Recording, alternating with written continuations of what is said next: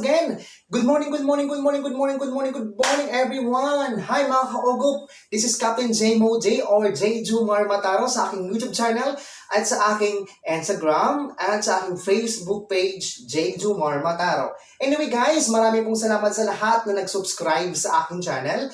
Lahat po ng aking mga kakilala, kaibigan, relatives, kapuso, kapamilya, kapatid, kalahi.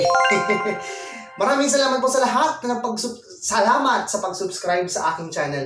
Lahat po ng mga tao na or lahat po ng mga YouTuber na hindi ko kilala pero nag-subscribe sa aking channel, maraming pong salamat din sa wakas. At least ngayon 100 plus na ako. Anyway guys, maraming salamat. Medyo tatagan pa at saka kailangan pang gumapang.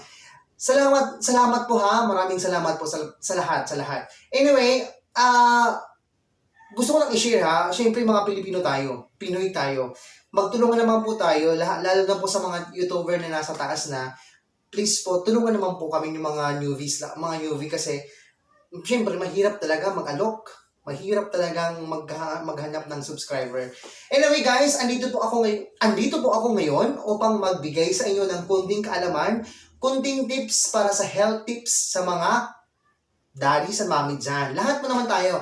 This is good for mommies and daddies, kids, lahat ng mga tao, pwede ito. Actually, ito isang inumin.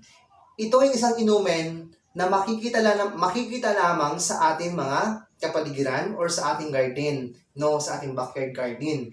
Actually, ito po ay pwede hiyain sa oras ng piyesta, sa birthday, anumang okasyon sa Pilipinas, pwede po ito na hindi ito mahal, Kalalaruhin ko, hindi po ito mahal na pwede nyong makita sa inyong garden. Ano po ito? Unang-una, sweet potato leaves. Or dito sa amin, salana. Salanang tawag doon. Pangalawa, ito pala. Grass lemon or lemongrass. No. Lemongrass or tanglad sa amin, may kilalang tanglad siya. Pang-tatlo, oregano. Sinong may oregano? Ito yung oregano. Oregano sa Tagalog, sa amin anong tawag doon? Mariap pa. Hindi ko alam, basta oregano. Tapos pa isa po dito, yung pampabango. May tawag sa amin sa waray-waray, hindi ko alam sa Tagalog at sa English, nakalimutan ko. Basta nilalagay siya sa gulay ng gabi, dahon ng gabi, or gaway sa waray-waray. Yung pangpabango, sangig ang tawag, basta apat siya ha. Dahon ng salana or sweet potato leaves, lemongrass, tapos oregano, at saka yung sangig. Di ko alam kung anong English doon, nakalimutan ko. Anyway guys, syempre ito. Paano po ba gawin to, Captain J? Ito po. Actually, una ha, ito ay pwede sa lahat. Maganda to lalo na sa may mga ubo, sipon, sa may mga nararamdaman. Ito ay isang inumin na pwede nyo ihain kahit anong okasyon. Anong gagawin, Captain J? Unang-una, syempre, hugasan nyo lahat yan. Kasi, di maiwasan yan, may mga, alam nyo na, kasi nasa paligid lang natin. Hugasan nyo mabuti ang mga dahon na yan. Katapos hugasan, ang sweet potato leaves, ilagay sa isang kumukulong tubig. Ilagay sa kumukulong tubig, kasama ang pampabango, yung sangig na sinasabi ko. At isama din ang lemongrass, pagsamahin mo ang dahon ng sweet potato, tapos lemongrass, katapos yung sangig. Pagsamahin mo sila sa kumukulong tubig. Tapos, syempre tatakpan mo yan. Pagtakpan mo yan, antayin mo mga ilang minuto.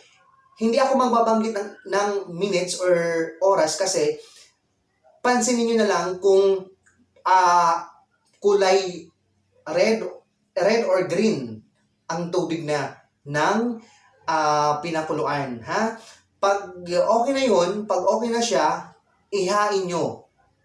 Tanggalin nyo siya sa mainit na kalan, tapos buksan mo lang, hayaan mo siyang lumamig. Katapos, yung oregano naman, yung next mong tatrabahuin. Yung oregano, digdigin mo lang siya. Actually, dapat damihan nyo siya. Damihan nyo yung oregano leaves, damihan nyo.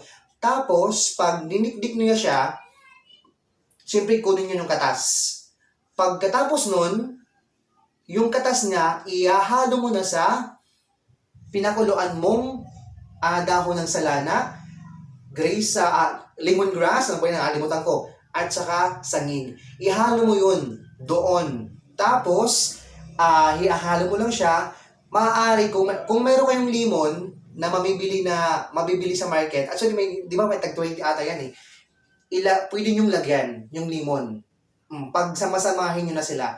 Katapos nun, syempre, ikaw na bahala kung ilang amount ng sugar yung maialagay mo doon. Ikaw na bahala, basta lagyan mo siya ng sugar. Kasi kung malaki yung sugar, pwede rin kayo magdagdag ng honey. Oo, dugos sa amin, sa waray-waray, dugos ang tawag doon. Honey. Tapos, syempre, okay, haluin nyo ng haluin. Tapos, pag alam nyo nang hindi na siya mainit, ilagay sa refrigerator. Ilagay mo siya, tapos mga ilang oras o ilang segundo, pag alam mong talagang malamig na siya, yun, suwak na suwak yun. Inumin nyo na. Pwede nyo nang ihain sa lamisa, sa mesa, at pwede nyo iserve sa inyong mga bisita. Ngayon, lalo ngayon magpapasko, uso ang ubo, mga sipon, which is maganda po yun, ha? Maganda po yun. Okay, review po tayo, ha?